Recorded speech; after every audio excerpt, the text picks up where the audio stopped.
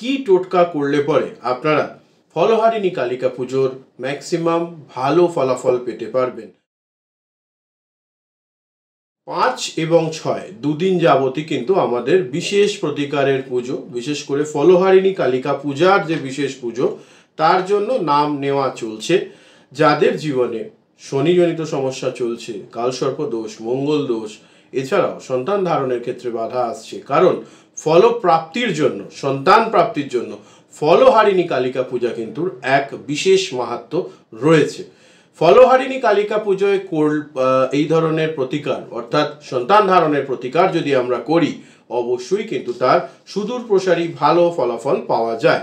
তাই বলবো, যে সমস্ত দম্পতিরা সন্তানের জন্য অপেক্ষমান রয়েছেন, দীর্ঘদিন ধরে ডাক্তার দেখাচ্ছেন কিন্তু সফলতা আসছে না, তারাও কিন্তু অবশ্যই বিষয়টা খেয়াল করে এগিয়ে যেতে পারেন এবং সেক্ষেত্রে আপনাদের প্রচণ্ডভাবেই সুবিধা হবে।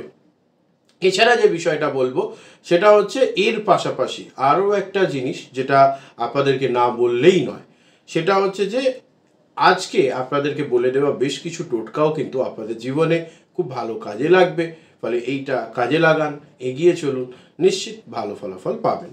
চলে আসবো এরপর বিশেষ বিষয়গুলো নিয়ে আলোচনায়। তার আগে যেটা বলবো সেটা হচ্ছে যে শুরুতেই আপনাদের প্রত্যেকের জীবনে আয়ু, আরোগ্য, ঐশ্বর্য ভরে উঠুক এই কামনা করে অনুষ্ঠান শুরু করব। ওম গং গণপতায় নমঃ, ওম নমঃ শিবায়। তো কেমন আছেন সোনার বাংলা তথা আমার যতজন যজমান রয়েছেন, শ্রী গণেশ জ্যোতিষ কেন্দ্রের যতজন যজমান রয়েছেন, প্রত্যেকে ভালো আছেন তো? ভালো থাকতেই হবে, কারণ দায়িত্বটা অ্যাস্ট্রোলজার ডক্টর নীলাদ্রি নারায়ণ বাসু নিয়েছে। প্রত্যেককে স্বাগত জানাই, আর জীবনে আপনাদের চতুর্বর্গ ফলপ্রাপ্ত হোক এই কামনা করে শুরু করব অনুষ্ঠান। চলে আসবো এরপর বিশেষ বিষয়গুলো নিয়ে আলোচনায়। সেটা হচ্ছে 5 তারিখে চতুর্দশী শেষ হচ্ছে 7:54 অর্থাৎ 7:55 থেকে কিন্তু শুরু হচ্ছে আপনাদের ফলহারিণী কালিকা পূজার অমাবস্যা তিথি। এই অমাবস্যা তিথি 7:55 শুরু হবে এবং তারপর অমাবস্যার নিশি পালন কিন্তু এই দিনই থাকবে, কারণ তার পরের দিন অর্থাৎ 6 তারিখ যখন সকাল হবে বা 6 তারিখের যখন অমাবস্যা শেষ হচ্ছে, সেই সময়টা হলো 6:07। এটা পুরোটাই কিন্তু বিশুদ্ধ সিদ্ধান্ত পঞ্জিকা মতে, কারণ ভারতবর্ষের সমস্ত মন্দির বিশুদ্ধ সিদ্ধান্ত পঞ্জিকা মতেই কিন্তু এগুলোর গণনা করে থাকে এবং এই সময় ধরে কিন্তু পুজো অনুষ্ঠানগুলো অনুষ্ঠিত হয়। আমিও বলবো আপনারা পারলে বিশুদ্ধ সিদ্ধান্ত পঞ্জিকার যে টাইম সেগুলোই মেনটেন করে চলবার চেষ্টা করবেন। এরপর চলে আসবো বিশেষ বিষয়গুলো নিয়ে, যার মধ্যে প্রথম যে বিষয়টা বলবো সেটা হচ্ছে একটা অসম্ভব ভালো টোটকা আপনাদেরকে শেয়ার করে দিচ্ছি, যেটা আপনাদের করতে হবে কিন্তু 5ই জুন 2024 সন্ধ্যে 7:55 পরে। প্রথম কথা, যদি আপনারা আমার কথা মতন টোটকাটা ফলো করছেন, সেক্ষেত্রে অবশ্যই 5ই জুনের আগের দিন অর্থাৎ মঙ্গলবার দিন আপনারা কিন্তু অবশ্যই নিরামিষ খাবেন। অর্থাৎ 4 তারিখ কিন্তু আপনাদেরকে অবশ্যই সাত্ত্বিকভাবে থাকতে হবে এবং নিরামিষ ভোজন করতে হবে। এমনিও আমার যারা যজমান রয়েছেন তাদের তো আমি বলেই দিই যে মঙ্গল আর শনিবারটা নিরামিষ খাওয়ার জন্য। পাশাপাশি যে বিষয়টা বলবো সেটা হচ্ছে যে আপনারা 4 তারিখটা পুরো নিরামিষ খাবেন এবং 4 তারিখেই কিন্তু আপনারা যেটা করবেন প্রতিকার হিসেবে, এই টোটকাটা মনস্কামনা সিদ্ধ করবার টোটকা। আপনাদের যদি মনে কোনো মনস্কামনা রয়েছে, সেই মনস্কামনাকে সিদ্ধ করবার জন্য অবশ্যই এই টোটকা ফলো করুন। 4 তারিখ বাজার থেকে 1 ছড়া কলা কিনে আনবেন। কি কিনে আনবেন? 1 ছড়া কলা, কাঁঠালি কলা 1 ছড়া, যাতে 16টা কলা থাকবে। খেয়াল রাখবেন 16টা কলা যেন ওই 1 ছড়া কলার মধ্যে থাকে। এই 16টা কলা এরপর আপনারা যেটা করবেন সেটা হচ্ছে 4 তারিখে কিনে এনে রাখলেন। 5 তারিখে সন্ধ্যার পর, 5 তারিখ কিন্তু পারলে উপোস থাকবেন। যাদের শারীরিক সমস্যা রয়েছে তারা লুচি খেয়ে বা ডালিয়া খেয়ে বা মুগ কড়াই খেয়ে আপনারা এটা পালন করতে পারেন। যদি আপনারা মনে করেন যে আপনারা একদম শাস্ত্রীয় বিধান মেনে উপোস করবেন, তাহলে কিন্তু আপনাদের উপোসটা সেভাবেই করতে হবে। আমি একটা সহজ পন্থা বলতে পারি, সেটা হচ্ছে আপনারা গ্লুকোজ, ওআরএস এর জল ছাতুর শরবত, এই ধরনের জিনিস যেগুলো তরল পানীয় সেগুলো আপনারা সেবন করতে পারেন।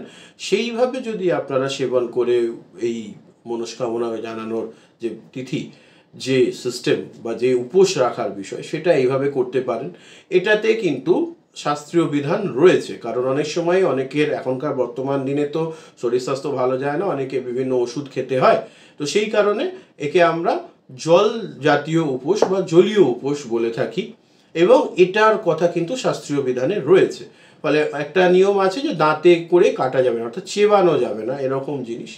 আর যারা সেটা রাখতে পারেন না, এই ধরনের ভোজনে আপনাদের সমস্যা রয়েছে, তারা অবশ্যই লুচি খেয়ে, পরোটা নয় কিন্তু, পরোটাটা তেলে ভাজা যখন হচ্ছে তখন ওটা পুড়ে যাচ্ছে, পোড়া খেতে নেই, পোড়া জিনিস খেতে নেই, পান্তা খেতে নেই, এইগুলো একটা নিয়ম আছে।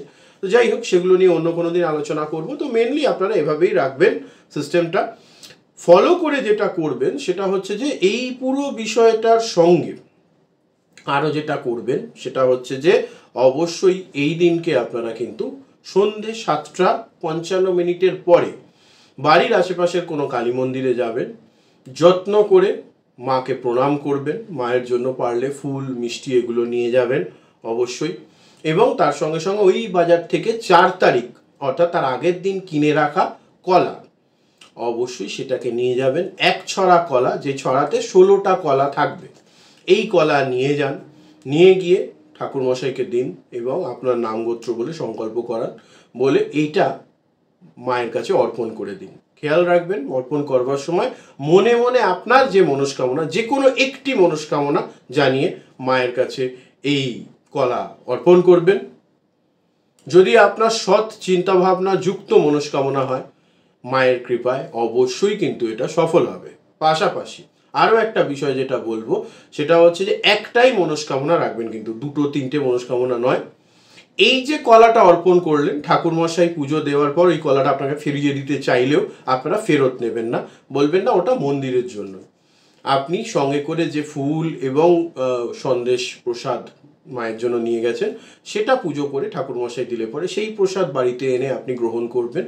মায়ের জন্য অবশ্যই জবার মালা এবং বেলপাতা নিয়ে যাবেন, বাবার জন্য অবশ্যই আকন্দের মালা নিয়ে যাবেন।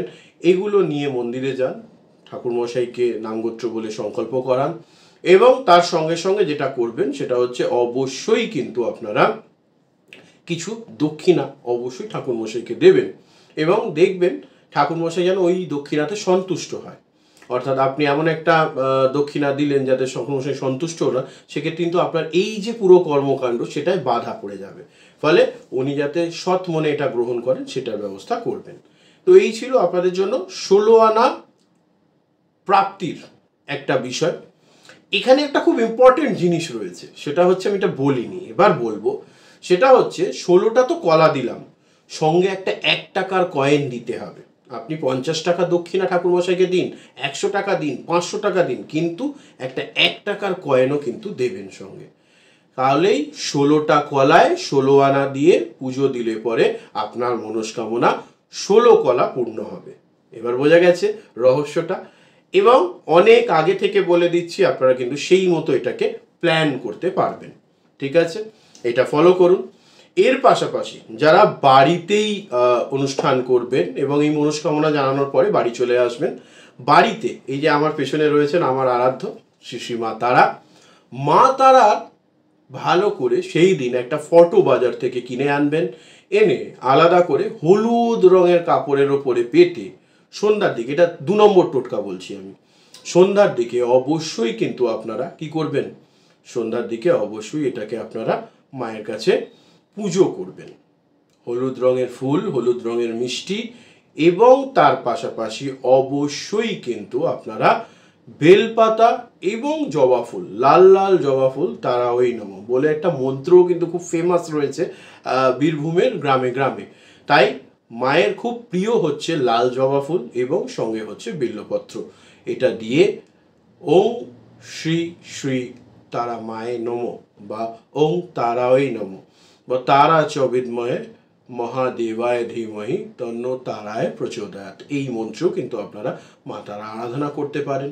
অবশ্যই এটা করুন, বাড়িতে করবেন, দেখবেন বাড়ির অনেক সমস্যা, আর্থিক প্রবলেম, এগুলো কিন্তু আস্তে আস্তে কম হতে থাকবে। এটাও কিন্তু আপনারা 5 তারিখেই করবেন। তাহলে মোটামুটি 5 তারিখের উপচার বলে দিলাম আপনাদের জন্য।